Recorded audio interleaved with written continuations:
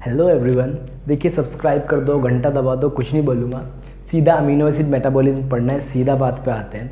सबसे पहले amino acid होते क्या है। देखिए एक स्ट्रक्चर बना रहा हूँ, यहाँ पर एक कार्बन है, एक तरफ कार्बोक्सिलिक एसिड ग्रुप जुड़ा है, दूसरी तरफ एक अमीनो ग्रुप जुड़ा है इस कार्बन से, एक तरफ कोई भी कार्बन का फंक्शनल ग्रुप है और दूसरी तरफ कार्बन है या हाइड्रोजन होता है, बेसिकली हाइड्रोजन है। ठीक है, एक तरफ अमीनो ग्रुप है, एक तरफ कार्बोक्सिलिक एसिड ग्रुप है, ये एक कंपाउंड बन गया, इसी को कहते हैं हम अमीनो एसिड।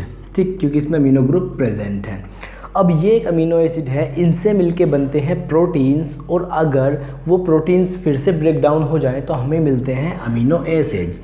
यानी कि जब हम कुछ खाना खाते हैं, उसमें प्रोटीन्स खाते हैं, उनका ब्रेक डाउन होता है प्रोटीन्स का, that finally converted to amino acids, और अमीनो एसिड्स का भी मेटाबॉलिज्म, जिसको बोलेंगे ब्रेक डाउन हो जाता है, जिसमें कि अमीनो ग्रुप अलग निकल जाएगा, ये अलग हो जाएगा, ये अलग हो जाएगा, कार्बन फंक्शनल ग्रुप अलग हो जाएंगे, ये सारी चीज़ें अलग हो जाती हैं। इसी को बोलते हैं अमीनो एसिड मेटाबॉलिज्म या फिर प्रोटीन मेटाबॉलिज्म, क्योंकि ओवरऑल प्रोटीन का ही ब्रेक डाउन हो रहा है।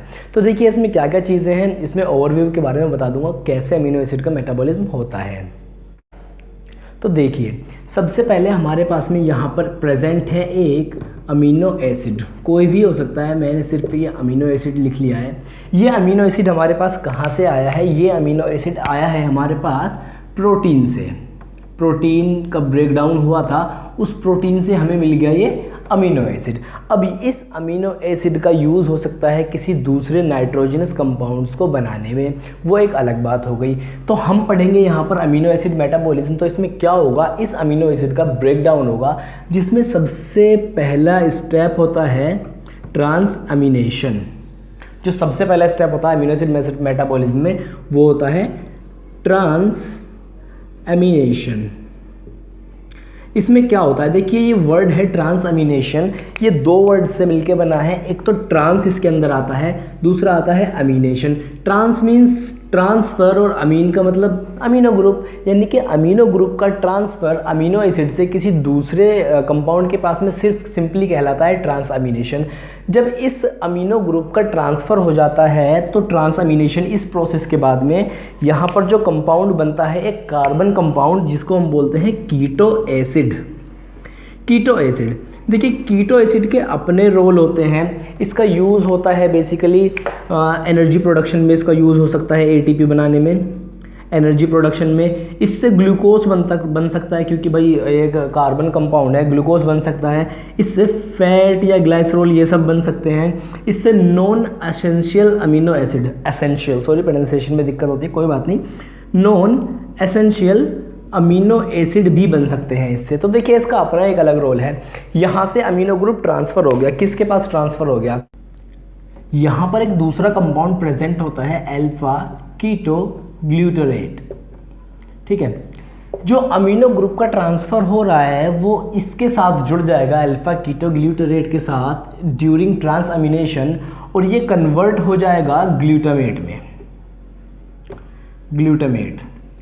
ग्लूटामेट के पास जो अमीनो ग्रुप है, देखिए ट्रांस अमीनेशन में कोई फ्री NH3 ग्रुप जो है रिलीज या लिबरेट नहीं होता है, वो बाद में यूरिया साइकिल से पहले ग्लूटामेट से फ्री रिलीज होता है, जिसके बाद वो यूरिया साइकिल में एंटर कर जाता है। तो वो आगे की बात है, उसके बाद हमें डिटेल में पढ़ेंगे ट्रांस अमीनेशन भी और डीअमीनेशन भी।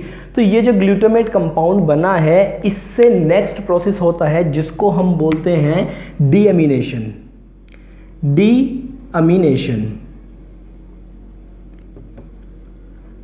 डीअमीनेशन में क्या होगा, यहाँ पर इससे NH3 ग्रुप निकलेगा और एंटर कर जाएगा किसमें, यूरिया साइकिल में। So this is the whole overview of amino acid metabolism. Protein से अमीनो एसिड निकलते हैं, टूटने के बाद में ट्रांस अमीनेशन होगा, यानी कि अमीनो ग्रुप का ट्रांसफ़र होगा।